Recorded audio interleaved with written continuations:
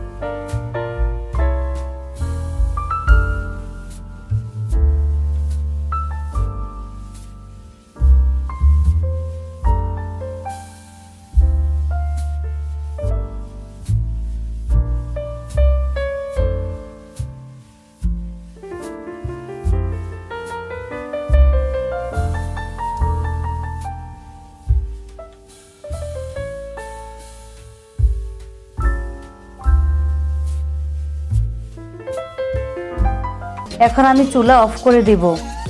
আমার রেসিপিটি যদি আপনাদের কাছে সহজ লেগে থাকে এবং ভালো লেগে থাকে, আমার চ্যানেলটিতে সাবস্ক্রাইব করতে ভুলবেন না।